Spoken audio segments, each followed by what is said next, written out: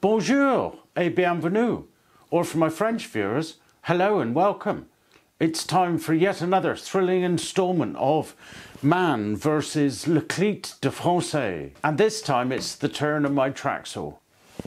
When I made the holders for the routers, there were very few options really, but the track saw offers far more possibilities. I could store it sideways, I could store it at an angle, various angles sideways, or I could store it vertically. Now on my saw, Festool have kindly given me two little slots that I can utilise, which I fully intend to. And while I'm at it, I also want to make a bit of space to keep a couple of blades beside it. So armed with that information and yet another piece of leftover 12mm ply, let's crack on. So step one is to work out what size I need to cut the backboard. So bearing in mind, I want to be able to get a couple of blades beside it in their packaging, I think. So I've got another bit of scrap plywood that I'll just pop in between.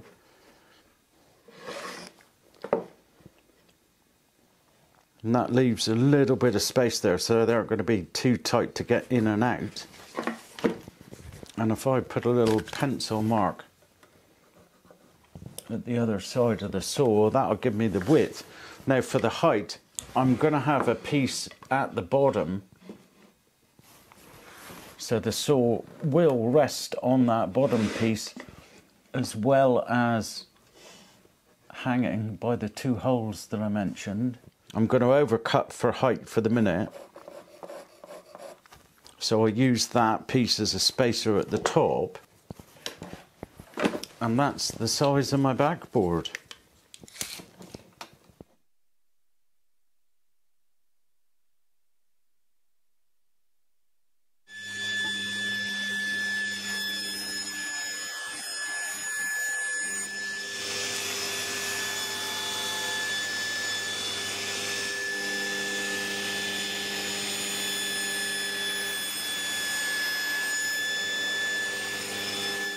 So that's my backboard cut.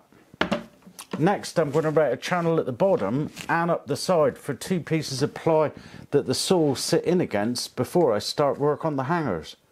Channel at the bottom's pretty easy, I just need to come in the width of a piece of ply, so I've got a bit of spare that I'm just lining up the bit with so that I can sit that flush to the bottom.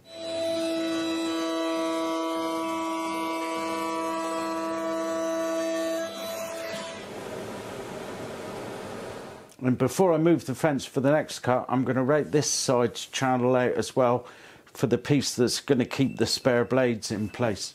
This next piece has got a couple of roles to play.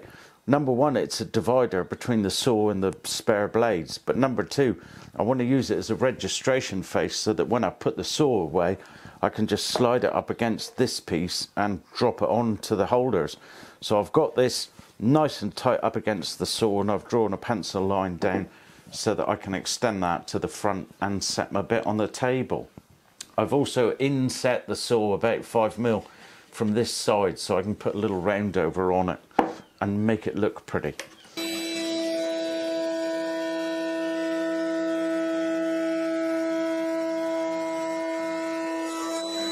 Now for the support pieces. I need a fairly short piece here, around 30-35mm, so it doesn't foul this knob.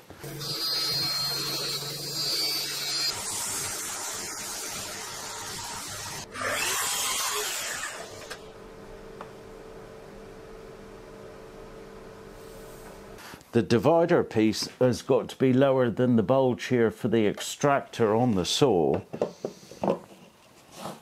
So that's got to come down to around this level.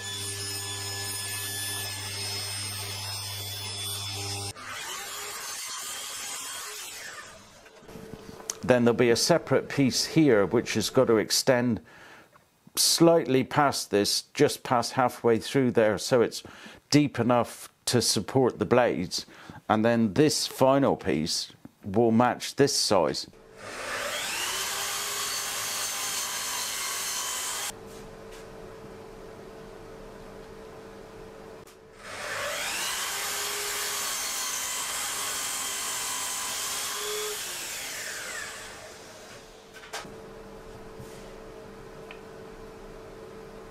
Now you can see what I meant. They all line up. So before I get the glue pot out and start putting it all together, I'm going to take off some of these sharp corners. So I'm going to put a round over here, here and here. I'm also going to round over some of the sharp edges that I can't get to when it's glued together. Next I'm going to give it a little sand and I'm going to glue in these two pieces so that I'll be able to sit the saw nice and firmly up against them, and then I can make the two hooks for the backboard.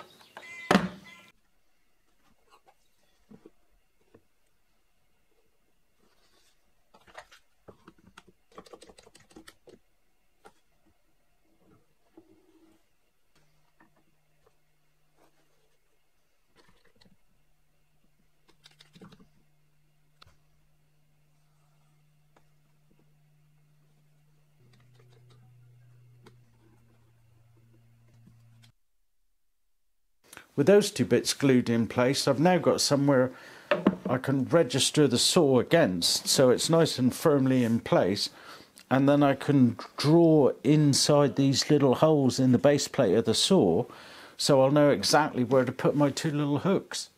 I've got the shortest pencil that I can find, so I can get in underneath.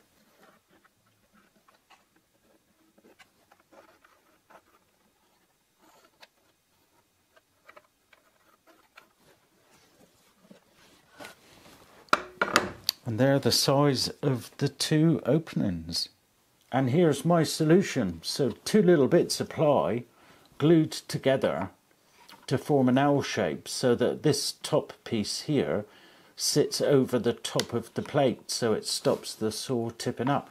However, my placement idea, as you can see, was completely wrong, because this bit needs to sit approximately there, so that when the saw's at rest on the bottom, this is pretty close to the top and also helps support the saw, which enables me to use that side piece, drop the saw down and then lower it down onto that bottom bit.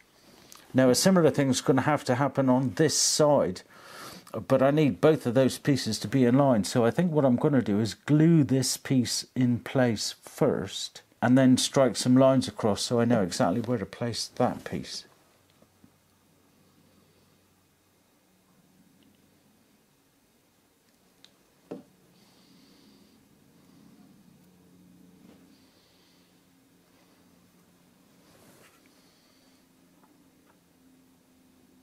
And here's the piece for the second slot, or the second hole. This had to be slightly thicker because the body of the base is thicker. But again, a little lip there so the saw can't tip forward. So I'll take exactly the same approach. This time I'm going to sight the saw up against the bottom of the first stop. Then I can place the second one in. Again with a bit of super glue.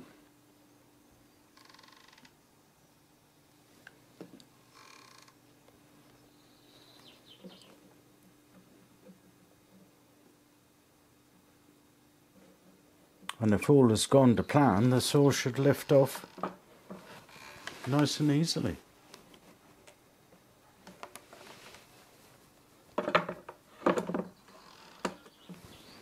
Glue my last two panels in.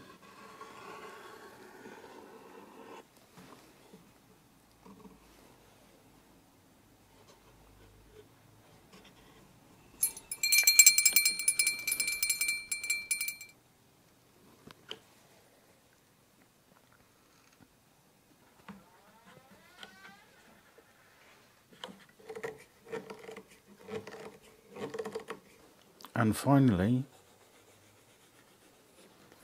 the rear cleat.